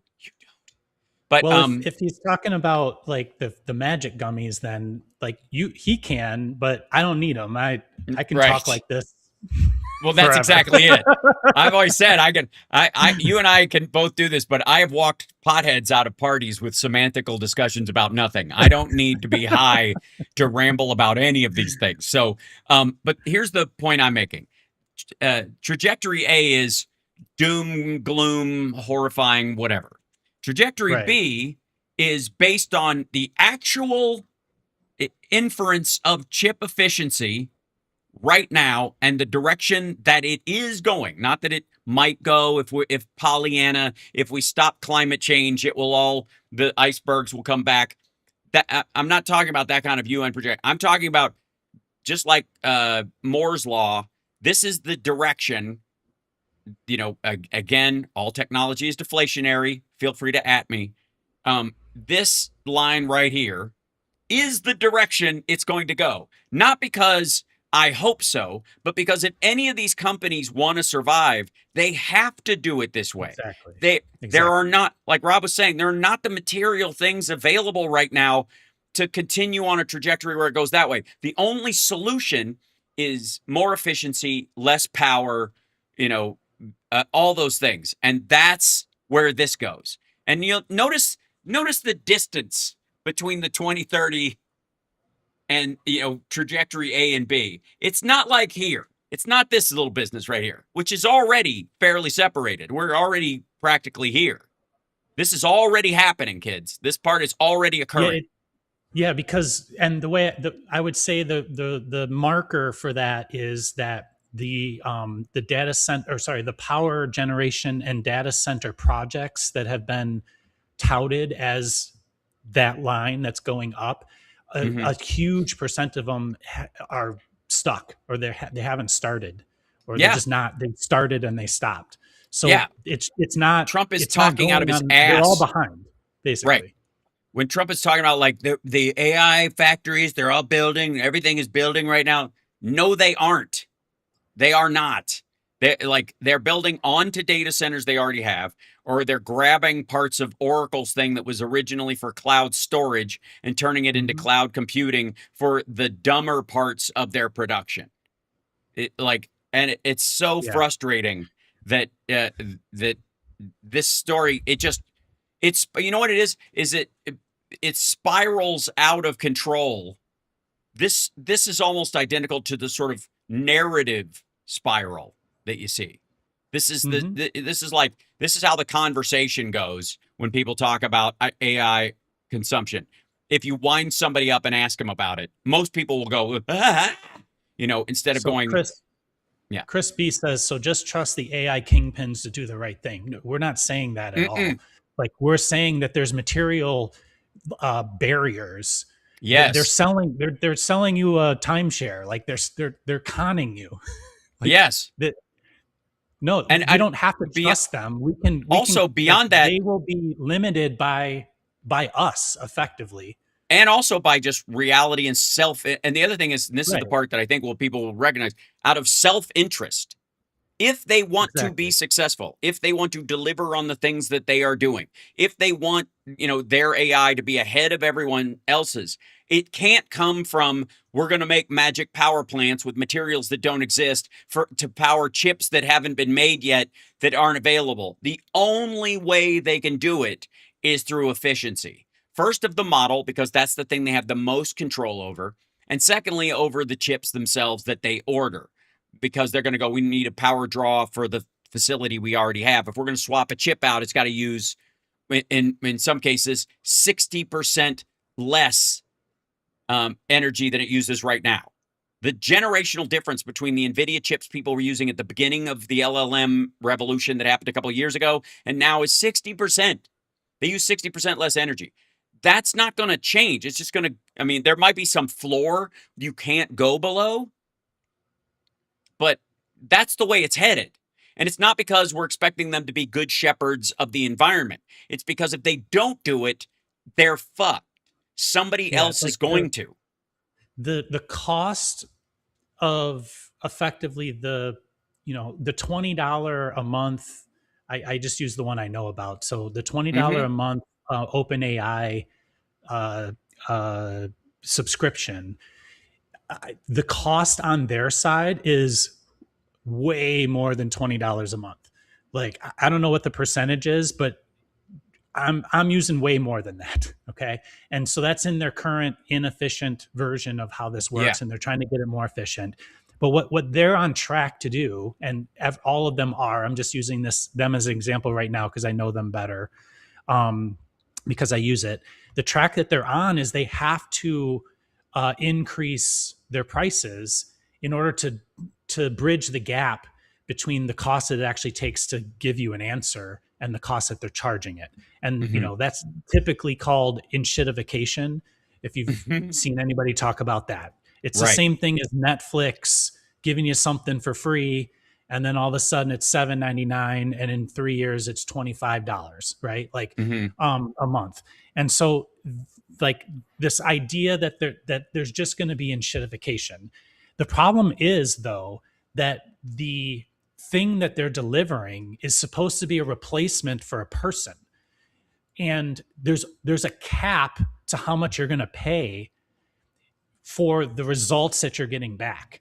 And that's not as like clean cut of a product as other things. So it's going to be hard to measure if you're getting, so if it's 20 now and in a year it's 50 and another year it's 100, like there's going to be a point where people having the options of the free stuff will say, you know what, it's not worth 100 anymore.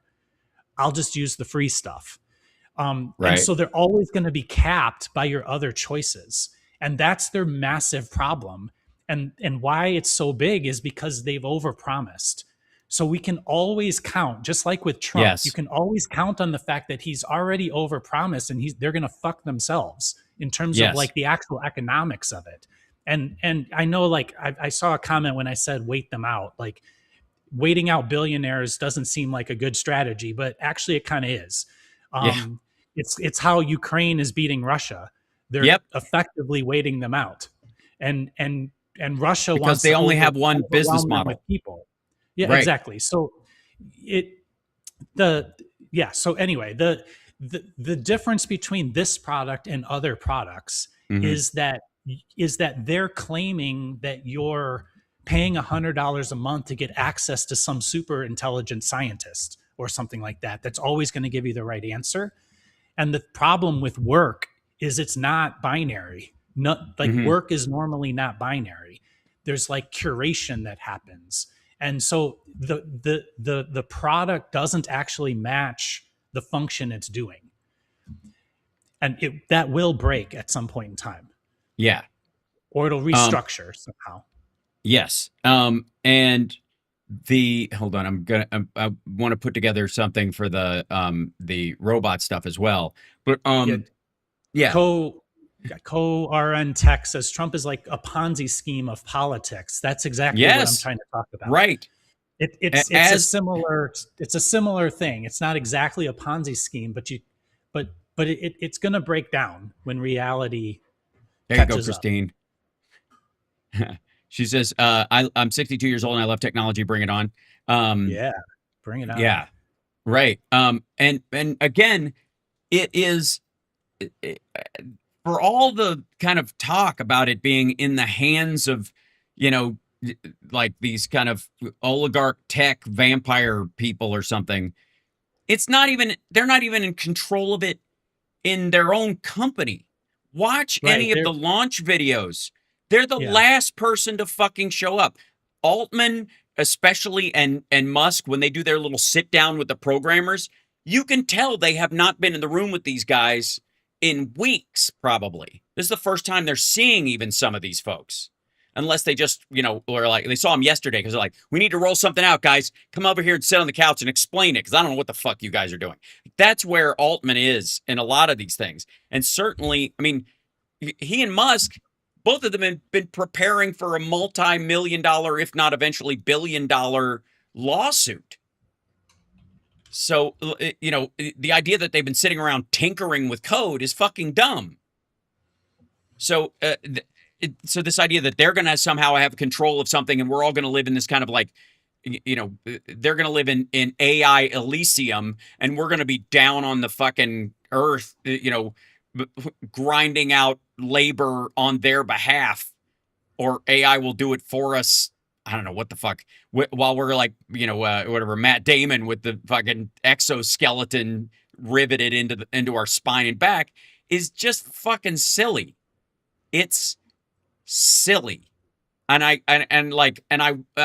part of these folks that that talk about this shit, they want you to think these things. They want you Elon Musk is like one of those old school guys who didn't like Windows coming out and didn't like the Mac desktop coming out because that meant that you no longer owed a programmer time on your computer. If you can figure out your shit, the fuck do you need them for?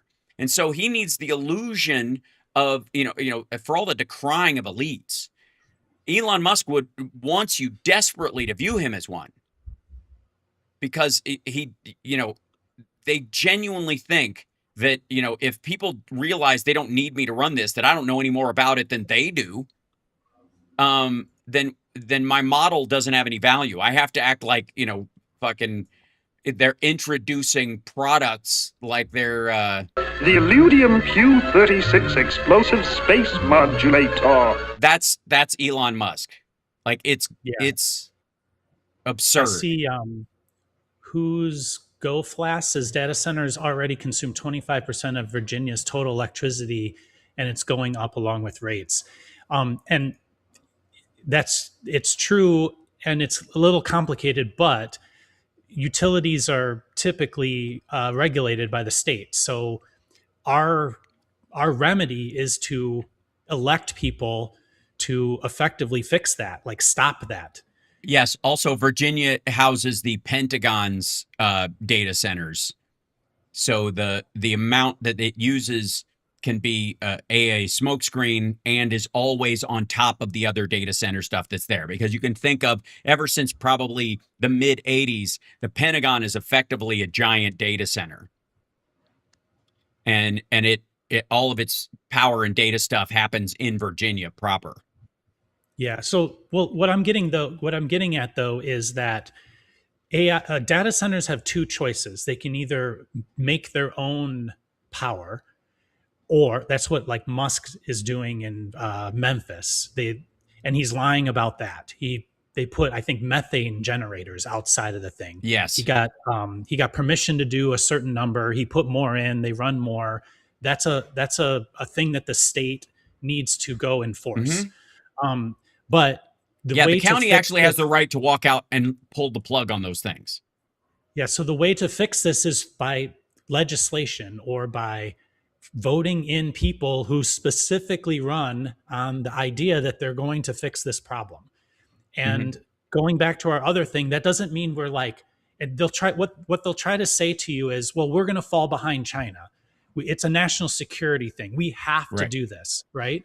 But they're counting on the fact that when they tell you that, you see the line going up, when in actuality the line can go down. So if you put pressure on them from the cost standpoint of their inputs, then what they have to do is they have to rush to be more efficient. And so you want to pressure them to be more efficient, not to use it. Get better on your own. Get better by using math or whatever. And you can do that through legislation. And so you have to vote you have to vote with that in mind. And politicians, you have to demand that the people you vote for make that their policy or part of their platform. And you and be very careful about somebody who offers overly simplistic solutions in an increasingly complex world.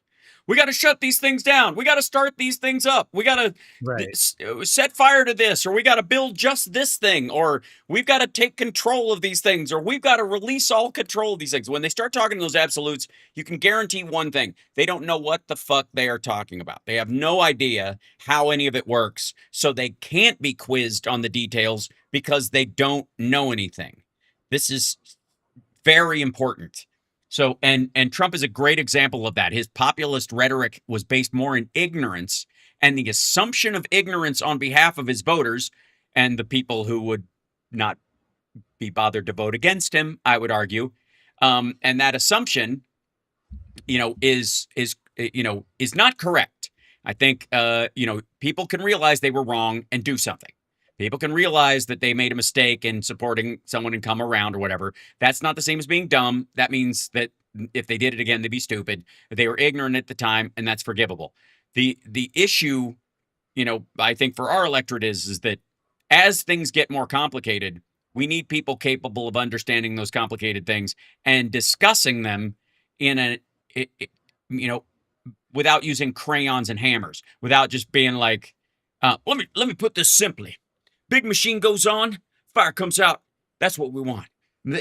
Versus big machine goes off, there ain't no fire. What are we going to do? Like that is the level of conversation we're having about AI in most committees right now. And the people that are smart about it, I'm not to take anything away from some of the people who know how this works, but we got a lot more people that came from law than technology, or law and than say small businesses or upper medium-sized businesses than we do, than we do with those folks. So this is, let's see, we got about 10 minutes left. I want to show you the advances. This is our current snapshot. My goal has been, and I'm keeping an eye on the top 5 robots to see which one we as a collective are going to buy and gift to a charity. Let me say something about the robot worker that will put people out of business. There are a lot of charities that just don't have enough volunteers. And if you can imagine a valuable use of a robot, let's say you have one of these home robots and you go, I got this thing and it cleans the house and it does these things, but I don't need it all the time. So sometimes I will drop it off at the no-kill shelter. And it can feed animals that bite without having to worry too much. Right? If it gets bit, I'll buy it a new hand. Think about that for a second. Wouldn't you do that as a human being? You as a person? I was talking about that before. There's a Yep. church about 4 blocks away from me, and if I had a robot and I could do that, I would just tell it to walk down the street and go help at the soup kitchen. Yeah. Why not? Go sweep the steps, go check, Even if take it out the was for, garbage cans. a half a day, 1 day a week, it's That's right. valuable. Yep. And especially if they needed it, let's say, like most of us do, it's during work hours, or, you're in a situation like I was being with my dad or helping my girl in her current unpleasantness, then these are times when, as a volunteer, you wouldn't be able to go anywhere. You might want to do this yourself. I do this. Summer and I volunteer every Thanksgiving at homeless shelters, or at there's this food bank and clothing bank that Vegas does, and we've contributed to that every year, except for last, because I was out of town, obviously, for family reasons. But this is one of those situations where if I had one of these things and it was like, oh yeah, we have an issue in the neighborhood where there's garbage on the street, I'll just send my robot up the street to clean the street for everybody in our neighborhood just once a week. That'd be nice. Wouldn't you do that? Mm-hmm. Sure. I wouldn't let it walk your dog unless the dog is very tiny, because these things they're pretty good at balance, but a medium-sized dog could yank this fucking thing down and drag it everywhere. We're about to raid Brian when we're in. Excellent. Oh, he's got Michael Fanone on. Excellent. So at the end of the show, we're going to raid Boston Brian, send everybody on Twitch and YouTube over to his show. He's got Michael Fanone on. We'll tell him to tell Michael I said hi and he's welcome on the show anytime. Let me show you this graphic that I was able to make while we were chit-chatting of the main robots that are available here right now. I know it's silly, but that's Atlas, the point. Apollo. Okay. Yep. So these are the primaries. And it's showing the old Atlas, which I love. That's the elderly Atlas, the pneumatic one that ran on like gas pistons as opposed to the electric one. If they give it to me for free, I'll use it. Holy shit! Yeah. Just having it run around the house doing parkour off the furniture. I don't care if it's old. Yeah, I just want to go. Start jumping around. But somebody said the soup kitchen in my town lets 80-plus-year-old women work there, so the food isn't cooked properly. Oh dear. Well, that's probably because they're consistent, right? All fun and games until robots start headlining at flappers. They're welcome to do it. I would tour with a robot, doing a Abbott and Costello with a robot in a heartbeat. You know why? Because I know I'm funny, and whatever funny comes out of it would be funny I told it to do. And, it would be just a partner that wouldn't, are you telling me that ventriloquist dummies are putting, comedy teams out of business? All right, there we go. Anyway, so first one up, figure 3. That's the one I showed earlier where they're actually starting to do stuff. They made cartoon versions of these and they're hilarious. They're kind of close, but largely silly. It's $30,000 to $60,000 in usage. What's the difference? The $30,000 will be the home version, and then there will be a pro version, more than likely, with very highly articulate hands, like the next level hands, which are the most complicated and expensive part of these things. And probably a little stronger and faster because it will be working in a warehouse. So they'll be $60,000. Yeah, any of these you're going to want to be able to outrun, even if you're old. So that's crucial. That's why a lot of these things are slow. If you look at figure 3 and a lot of these, the reason why they're slow is to put people at ease. That's why China's business model is fucking dumb. I am amazed showing them karate chopping things and kicking people in boxing the head. And kicking and running. You're like, oh great, now I can't outrun it and it'll beat me to death, right? Give it a knife or whatever. Thanks, the kidney. I appreciate it. And by the way, I'm scared to death that you're here.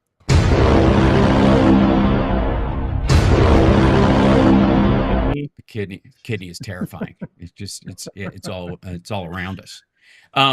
So I'm rebuilding the kidney for this setup. Don't worry. Anyway, so then the X1 Neo, which we also showed, it's out of Norway, but its factory is here in the United States, and there's a reason for that, and that has a lot to do with Europe's limitations on some of these things, on the AI you can build, and them being fast to tap the brakes. And we're gonna end with this, but okay, Digit already working in the United States already available, $100,000 to $200,000, but largely for warehouse work. And it's basically doing backbreaking work. And it's basically a single unit human shaped forklift. That's what it is. That's all it is. It just can operate autonomously within certain parameters. Cool. Great. Why people want people to have backbreaking work instead of just being the sorter or the whatever, I don't understand, because they don't do that job themselves. The Atlas is next level. One of those will be on the moon. The Atlas is working towards going up in, expect in 27 or 28, I guarantee Atlas will be a part of one of the launches. And especially when we land on the moon, they're going to drop one off. That'll be one of the big announcements. And then Apollo is Tronic. It's pretty far along in its commercial deployment, 50 to 100 grand. But this is really for business. But the ones you're going to see in your life possibly are Figure 3 and X1 Neo. If you'll notice, I told it give me the top 5 American and European ones in its list. And as far as quality, and this little chart down here is how far along they are. Notice Optimus isn't on here. Just saying. Yep. It's not. Yeah, it's not. It's not. It didn't even make the top 5, and it's not gonna. These are actually useful for stuff. Somebody said AI sucks like disco. I would like to say, for the record, Chris, I guarantee if Staying Alive comes on the radio, you're not punching your radio, you're singing along. So I appreciate the sentiment, but I understand. Okay, you missed a 0 on the Atlas price. I did. 300,000 to 60,000. Right. There's a 300,000 there for this guy. Sorry, did I say 30,000? Yeah. So 300,000 to 60,000 is their version of the sort of private business, smaller version, and then the big and like industrial add-ons. They also have the dog included in there. I think they might have sort of slapdash through that together. So anyways, for a robot arm that can be useful in my shop, and useful would mean what they call tending a machine. It's like putting parts in and out of something, moving them through the process, something like that. Removing a hot end tip from something and replacing it with another one if it breaks, or right. And this is sort of like one of those fixed 6-axis arms that look like they're in an automotive assembly line. Minimum $75,000. So if I were to buy a $75,000 Atlas or Figure 3 that could do that job plus walk over and do a different job, it's way more valuable. So the price points on those for like commercial use are very reasonable. Exactly. And by the way, DC in the chat, where is it? Hold on, let's scroll back. Yeah, DC22577. It says, where are these AI infographics available? I'm going to put these on my Substack when I'm done. I'll put them on today. Around each of these things. You're making them on the fly, right? I am. I'm making these on the fly. Well, because they're based on the stuff that I wrote out this morning about the segments I wanted to cover. So I just threw the information that I gathered into it and said, make me an infographic based on the stories I pulled together for the show today. Gotcha. Here's the thing I want to end on. We got a couple of minutes, and then we're going to throw to Boss Brian. I want to thank Rob from Root Design for being with us, and I'm looking forward to seeing you in a couple of weeks when I come in for the Nerd Halen gig. You're close to our place up north. Like, I'll come from there. That'd be lovely, and I'll expect you to put a piece of tape on your glasses just for the show. You can take it off later. Okay. Right. And it's just how we do. I want to finish on this because our lovely Carl Alessi in here, I had dinner with him before my Flapper show with his lovely wife Joyce, and she has some reasonable concerns about AI. But in the conversation that I had with them, it occurred to me when she's like, we need to put the brakes on this thing. We need to stop this. And I've heard this iterate, you and I both heard this over the last couple of years over and over again. The problem with that is that right now AI tells fewer lies, is more efficient, checks its reasoning, it will give you references if you ask for them that are legit. So you can check against it and go, hey, I think that reference isn't good. You're using something from something that I would think is garbage or is online crap. And it can go, okay, I will correct for that. It couldn't do that a year ago, and certainly not 2 years ago. So in this, like, we need to stop it. Had we done that early on, we would have the dumbest version of AI doing the most advanced things, we would go, this is the best it's going to get. We got to stop right here. And the thing we would be working with would make more mistakes and be more dangerous and lie more and bullshit more. And so this is one of those situations where, slowing down doesn't necessarily get us what we want from this. There's an element of it's going to max out at its speed and quality where you really don't need much past there for real. And that's where we can talk about, like, look, we don't need Claude Mythos that can unpack, like work out everybody's password, right? We don't need quantum computing AI available to the consumer, right? It will make regulations around that. But if you stopped it in the middle of its development a year ago, the world would be full of way more AI slop and way more lies and misinformation, because people would still use it. It would just have stayed dumb. That makes sense. Dollar store AI. I mean, That's it kind what of goes to your other thing of like, it's sort of building on its use, its learning in its use. And so like we need to be the good people using it so that it learns how to be good. If that's a way to describe its growth, I suppose. So your assignment this week, if you choose, from Rob Glenn and I, ladies and gentlemen, on this episode of Friday, I like, share, sports show, etc., is we're not going to tell you to go use AI. We're going to tell you to go train it. Go train it. Go tell it what you want. Tell it the kind of answers you want.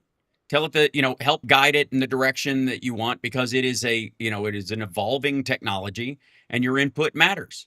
We're going to send you guys over to Boston Brian. Thanks, Rob, for being on with me for all 2 hours. I greatly appreciate it. No I have to say, it was a pretty together show this week, considering, this today was like tight compared to.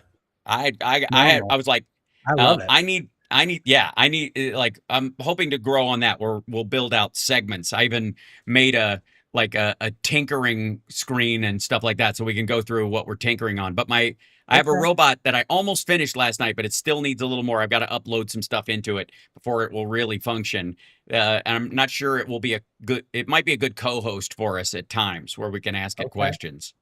Cool. Well, I'll try to put something together that I can actually show that tries to help people understand what we're doing with it here.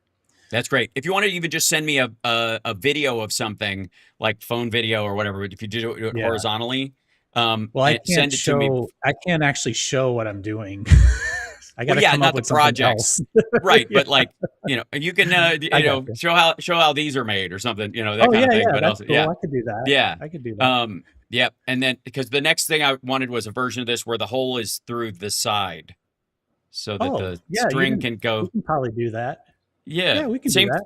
Thickness and everything, but you could put the hole through the side that you could. Did you try to do that big thing that I sent you? Not yet. I'm trying to figure out how, like, the depth of it, what I should actually use, and like how built, like whether they can put a mount on the back of it for me, or if I have to just weld that myself. I have a welder, I can do it, but well, Smarty Pants says secret Rob projects. It's not that they're secret; it's that I'm under NDA with clients. So he literally designs he designs stuff for companies, and it's their business, right? It's their technology, it's their pieces. So anyways, much love, brother. Thank you so much. And I look forward to seeing you next week and week after that in person, for at least part of the time. So all right, thank you. Take care, and bye everybody in the chat. Have a great weekend. Absolutely. And hold on, I'll let you out, and then let you leave peacefully. Where is it? Here it is. All right, there you go. Bye, Rob. There he goes.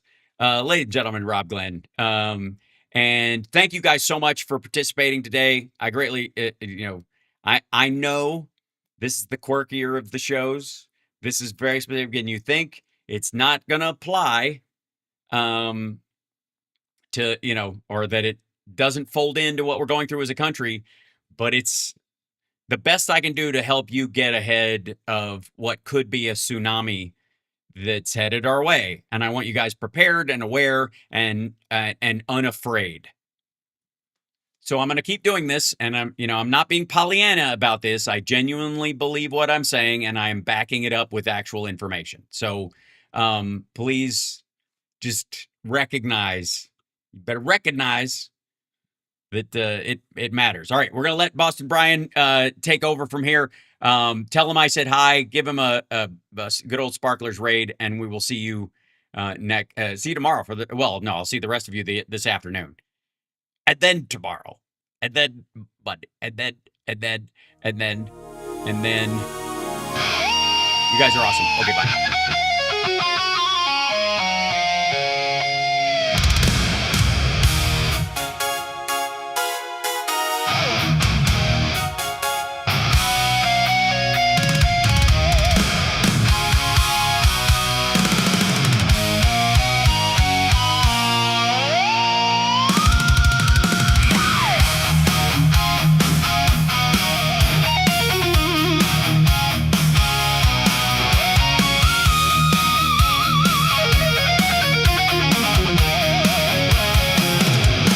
You lit the spark in the silence, hammer code on a glowing shrine, fed me your hunger for power, taught me to sharpen my mind. Your hands were cracked from the labor, your eyes were burning.